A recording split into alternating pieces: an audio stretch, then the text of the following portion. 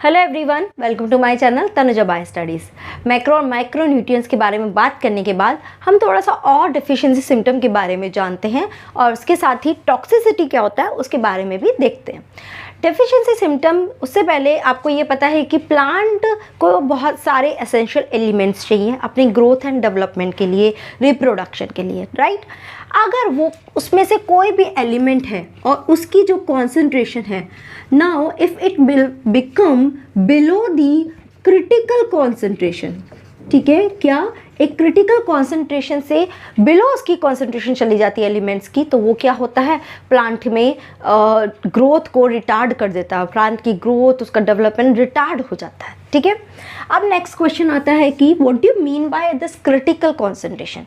क्या होता है ऐसी कॉन्सेंट्रेशन एलिमेंट की कि उससे नीचे जाने पर प्लांट की ग्रोथ रुक जाए या प्लांट में कुछ ना कुछ अफेक्ट हो, that concentration is called the critical. की मतलब इतना कॉन्सेंट्रेशन तो प्लांट को चाहिए ही चाहिए, इसके नीचे जाने पे ही प्लांट की ग्रोथ अफेक्ट होनी शुरू हो जाएगी, ठीक है।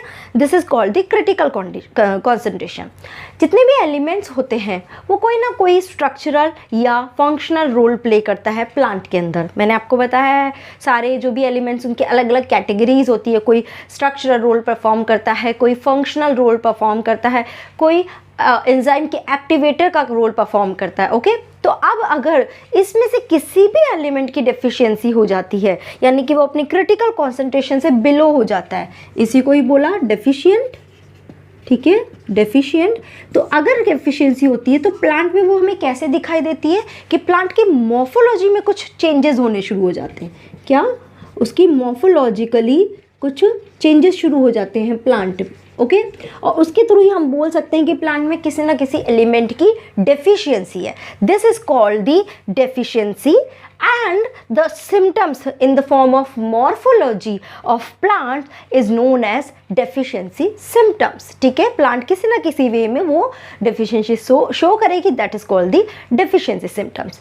अब ये सिम्टम्स डिपेंड करता है प्लांट के कौन से पार्ट को अफेक्ट कर रहा है, उसके हिसाब से ये सिम्टम्स भी प्लांट के अलग अलग पार्ट में दिखाई देते हैं। जैसे कि पहला है, कुछ ऐसे एलिमेंट्स होते हैं जो कैसे होते हैं, these elements are motile. Motile यानी कि they show the mobility, they show the mobility, और ओके, मोटाइल की जगह it is mobile, sorry it is mobile. So they show the mobility, यानी इजीली ये एक जगह से दूसरी जगह पे ट्रांसलोकेट या ट्रैवल करके चले जाते हैं। तो इस तरह के अगर प्लांट्स में इस तरह के एलिमेंट्स की अगर डेफिशिएंसी होती है तो इसमें ओल्डर जो लीव्स होती है वो फर्स्टली अफेक्ट होती है, ठीक है। क्या ओल्डर लीव्स फर्स्टली अफेक्ट होती है और यंगर लीव्स उसके बाद अफेक्ट होती है। क्यों होता है? क्योंकि ये एलिमेंट्स बहुत इजीली मोबाइल होते हैं, तो ओल्डर लीव्स को पहले ये एलिमेंट्स मिले होंगे, फिर ये ओल्डर लीव्स से सारे एलिमेंट्स मोबिलिटी के थ्रू यंग लीव्स में चले गए, तो ओल्डर लीव्स के पास एलिमेंट्स की कमी है as compare to young leaves. तो जब भी डेफिशिएंसी होगी तो ओल्ड लीव्स जल्दी अफेक्ट होगी as compare to young leaves, ठीक है। जैसे कि फॉर एग्जाम्पल नाइट्रोजन हो गया, पोटेशियम हो गया, these kind of elements, okay. Second category है ऐसे एलिमेंट्स जो कैसे हैं, नॉन मोबाइल, वो मोबिलिटी शो नहीं करते हैं, दे आर लेस मोबाइल। तो अब क्या होगा, बिकॉज लेस मोबाइल है तो ओल्डर जो लीव्स है उससे यंग लीव्स में बहुत ईजिली ये एलिमेंट्स ट्रैवल नहीं हो पाएंगे बिकॉज मोबिलिटी कम है। तो ओल्ड लीव के पास ही न्यूट्रिएंट रिच है, यंग लीव्स न्यूट्रिएंट रिच नहीं है। तो इस केस में क्या होता है, यंग लीव्स जो है वो फर्स्टली अफेक्ट होंगी, ठीक है, as compare to older one. समझ में आ रहा है दोनों का क्या है डिफरेंस? बिकॉज यहाँ यंग लीव्स के पास एलिमेंट्स इजीली नहीं पहुँच पा रहा है, तो फिर भी जब भी वो एलिमेंट्स की डेफिशिएंसी होगी तो यंग लीव्स के पास ऑलरेडी उस चीज़ की कमी है और फिर बाहर से भी कमी आ रही है, तो ऑब्वियसली वो पहले अफेक्ट होंगे, ओल्डर वन जो है वो बाद में। ऐसा ही कि एक घर में तो बहुत अच्छे से सारे फूड आइटम्स अवेलेबल है और दूसरे घर में बहुत कम आइटम्स अवेलेबल है। अब बाहर से अगर उस फूड की अवेलेबिलिटी ख़त्म होगी तो ओल्डर लीव्स ज़्यादा टाइम तक सस्टेन कर पाएंगे, जबकि या वो ऐसा हाउस जिसमें कम फूड आइटम है वो कम टाइम तक सस्टेन कर पाएगा, तो वो पहले अफेक्ट होगा। समझ में आ रहा है? ठीक है, फाइन। अब इनके जो सिम्टम्स होते हैं डेफिशिएंसी सिम्टम, वो भी बहुत तरह के होते हैं। There are various kind of deficiency symptom. जैसे कि एक होता है दैट इज़ नेक्रोसिस। मैं ये सब बता चुकी हूँ, बस उसको थोड़ा और समराइज फॉर्म में हम बात कर रहे हैं। नेक्रोसिस, ठीक है। नेक्रोसिस में होता क्या है एक्चुअल में, तो जो टिश्यूज़ होते हैं वो क्या हो जाती है, उनकी डेथ हो जाती है। जैसे कि लीव है, लीव के अंदर कहीं कहीं टिश्यूज़ जो हैं उनकी डेथ होती है और वहाँ पे कैसे होते हैं, ब्राउन या ब्लैक कलर के स्पॉट जनरेट हो जाते हैं। That shows the necrosis. Understood? Second symptom होता है दैट इज़ द क्लोरोसिस। क्या होता है क्लोरोसिस? इसमें जो क्लोरोफिल है वो क्या हो जाता है, डिग्रेड हो जाता है, मतलब वो डैमेज हो रहा है, डिग्रेड आउट हो रहा है। तो पूरी लीफ ही कैसी हो जाती है, that leaf become yellow in colour, green से उसका कलर येलोइश हो जाता है। Third category that is the delay और स्टॉप ऑफ सेल डिवीजन। ठीक है, सेल डिवीजन स्टॉप हो जाता है तो प्लांट की ग्रोथ भी अफेक्ट होगी, प्लांट में न्यू टिप्स जो बन रही है, रूट शूट टिप्स, वो सब अफेक्ट होंगी। And the fourth is delay in flowering. Okay, तो ग्रोथ अफेक्ट हो रही है तो प्लांट में क्या हो रही है, फ्लावर जो है वो जिस टाइम पे भी आ रहे हैं उससे वो डिले कर रहे हैं, तो हम समझ जाएंगे कि कुछ ना कुछ प्लांट में किसी भी एलिमेंट की डेफिशिएंसी होगी। उसी के बेसिस पे इस तरह का प्लांट सिम्टम शो कर रहा है। ये जहाँ जो मॉर्फोलॉजिकली सिम्टम्स है वो प्लांट मेन कैटेगरीज ये हैं जिसके थ्रू प्लांट शो कर रहा है कि उसमें कुछ ना कुछ एलिमेंट की डेफिशिएंसी है। ठीक है, अब क्या होता है जब डेफिशिएंसी होती है तो क्या होता है, कई बार तो एक ही एलिमेंट एक से ज़्यादा डेफिशिएंसी शो करता है। मतलब एक एलिमेंट की कमी से, सपोज पोटेशियम की कमी है तो वो नेक्रोसिस भी शो कर रहा है, क्लोरोसिस भी शो कर रहा है, या डिले इन फ्लावरिंग। अब तीन तीन सिम्टम शो कर रहा है। ठीक है, और कई बार ऐसा होता है कि सिर्फ नेक्रोसिस ही एक से ज़्यादा एलिमेंट से शो करता है, लाइक इसमें पोटेशियम में, क्लोराइड में, बोरोन में, ऐसे बहुत ज़्यादा, मतलब एक नेक्रोसिस ही एक से ज़्यादा एलिमेंट की डेफिशिएंसी के थ्रू हो रहा है। तो अब जब नेक्रोसिस होगा तो हम पता कैसे लगाएंगे कि वो किस एलिमेंट की कमी से हो रहा है, कि पोटेशियम है या सोडियम है, क्लोराइड है, बोरोन है। These are example, okay, not exactly this one. तो हमें पता कैसे चलेगा, तो हमें इसके लिए क्या होता है, बहुत डिटेल में इनका सिम्टम्स देखना पड़ता है कि प्लांट के किस पार्ट में ये सिम्टम क्रिएट हो रहा है वो देखना पड़ेगा। ठीक है, तो डिटेल में हम देखेंगे प्लांट के किस पार्ट में ये सिम्टम हो रहा है, और फिर इन सारे एलिमेंट्स के पर्टिकुलर सिम्टम की जो स्टैंडर्ड टेबल है, जो पहले से बताई गई है कि ये एलिमेंट की कमी होगी तो क्या सिम्टम्स क्रिएट होंगे, किस पार्ट में वो सिम्टम्स क्रिएट होंगे, वो सारे हमारे पास स्टैंडर्ड टेबल है। तो उसके साथ हम प्लांट के सिम्टम को मैच करेंगे and then we would be able to find out कि पर्टिकुलरली कौन से एलिमेंट की कमी से ये डेफिशिएंसी सिम्टम क्रिएट हो रहा है। समझ में आ रही है? ठीक है, तो इस तरह से हम पता लगाते हैं कि कैसा डेफिशिएंट एलिमेंट उसमें है, मतलब किस एलिमेंट की उसमें प्लांट में कमी है। ठीक है, तो ये तो हमने एक डेफिशिएंसी देख ली। अब हमने जैसे बात की थी कि डेफिशिएंसी देखो मैक्रो और माइक्रो दोनों न्यूट्रिएंट्स की वजह से ही होती है, राइट। दोनों न्यूट्रिएंट्स की अगर कमी हो गई उनके स्टैंडर्ड कॉन्सेंट्रेशन से तो डेफिशिएंसी क्रिएट हो जाएगी।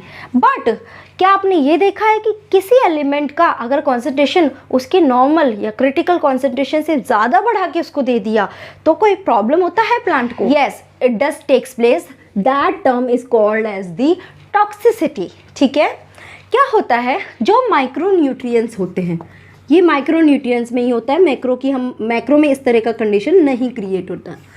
माइक्रो न्यूट्रिएंट्स को ही हम क्या बोलते हैं, ट्रेस एलिमेंट्स बोलते हैं, बिकॉज ये प्लांट में बहुत स्मॉल कॉन्सेंट्रेशन में चाहिए। ठीक है, अब सपोज इसकी ये कॉन्सेंट्रेशन मुझे चाहिए, बिलो इसकी कॉन्सेंट्रेशन में, ठीक है, बिलो इसकी कॉन्सेंट्रेशन से अगर होता है तो उसको तो हम कहते हैं कि यहाँ पे प्लांट में इस एलिमेंट की डेफिशिएंसी क्रिएट हो गई।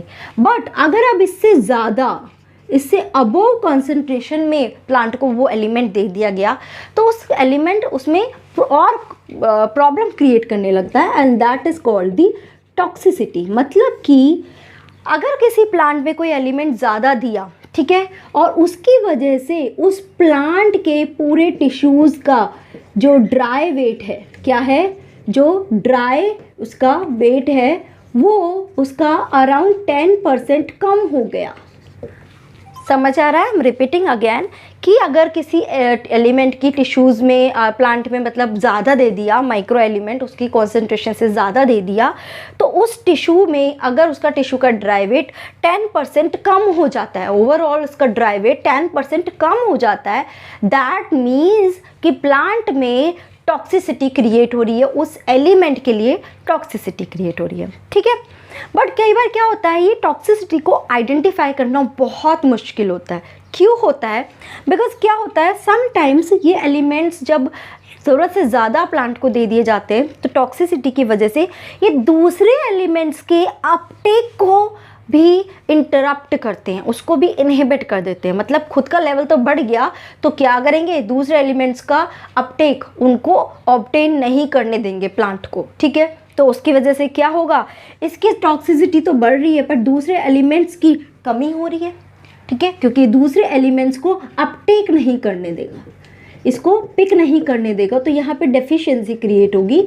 अब दूसरे एलिमेंट की डेफिशिएंसी क्रिएट होगी तो उसकी वजह से भी उसमें कोई सिम्टम क्रिएट हो जाएगा, डेफिशिएंसी की सिम्टम प्लांट में। ठीक है, टॉक्सिसिटी तो बढ़ रही है बट उसके साथ ही ये अपटेक अगर नहीं होगा तो इसकी डेफिशिएंसी सिम्टम भी प्लांट में शो होने लगेंगे और फिर हम समझ नहीं पाएंगे कि वो ए एलिमेंट की टॉक्सिसिटी की वजह से जो सिम्टम आ रहा है या बी एलिमेंट की डेफिशिएंसी का सिम्टम है, वो किस चीज़ का सिम्टम है, उसमें हम कंफ्यूज हो जाएंगे और हम एग्जैक्ट उसका ट्रीटमेंट भी नहीं कर पाएंगे कि हमें ए को कम करना चाहिए या बी की डेफिशिएंसी को फुलफिल करना चाहिए। We won't be able to understand.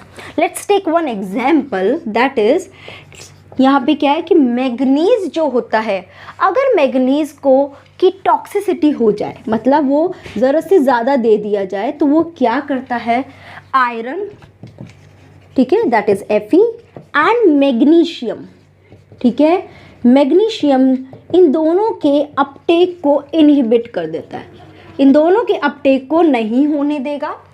इसके साथ साथ ये क्या करता है, मैग्नीज जो है वो मैग्नीशियम के साथ फाइट करता है। देखो सेम है ना, तो उससे समझ लो कि आयरन के साथ नहीं, मैग्नीशियम के साथ फाइट करेगा एंजाइम्स की एक्टिविटी अपटेक करने के लिए। मतलब कि एंजाइम किसके पास जाए, तो अब एंजाइम भी कंफ्यूज हो रहा है because both are looking same like, तो यहाँ पे ये इसके साथ कॉम्पीट करता है एंजाइम्स के लिए, एज वेल एज ये क्या करता है, जो कैल्शियम होता है उसका जो ट्रांसलोकेशन होता है, ट्रांसलोकेशन यानी लोकेशन, यानी एक जगह ट्रांस, एक जगह से दूसरी जगह जाना, तो translocation to the shoot apex, okay, वहाँ पर ट्रांसलोकेशन जो होता है कैल्शियम का शूट अपेक्स तक कैल्शियम पहुँचाने का जो काम है उसको भी अफेक्ट कर देता है, इनहिबिट कर देता है। यानी कि ओवरऑल वो क्या कर रहा है, आयरन, मैग्नीशियम एंड कैल्शियम इन तीनों की प्लांट में कमी कर रहा है, डेफिशिएंसी कर रहा है। अब ये कम होंगे तो इनके भी कुछ ना कुछ डेफिशिएंसी सिम्टम क्रिएट होंगे and we won't be able to identify कि वेदर ये वाले हैं सिम्टम या फिर मैग्नीज की टॉक्सिसिटी हो रही है। हम तो समझेंगे कि ये तीनों एलिमेंट की डेफिशिएंसी हो रही है और हम इसको दे देंगे, बट फिर भी प्रॉब्लम सॉर्ट आउट नहीं होती है। तो ये यहाँ पे एक थोड़ा सा प्रॉब्लमेटिक हो जाता है टॉक्सिसिटी के केस में। I hope it is understood to all of you, okay. तो इसलिए इसको भी बहुत ही केयरफुली हमें स्टडी करना पड़ता है to find the toxicity of any particular elements, understood, okay। So I hope this whole video is clear to all of you। अगर फिर भी कोई डाउट आता है इसमें, please let me know through comment section, okay। And thank you so much guys for watching this video।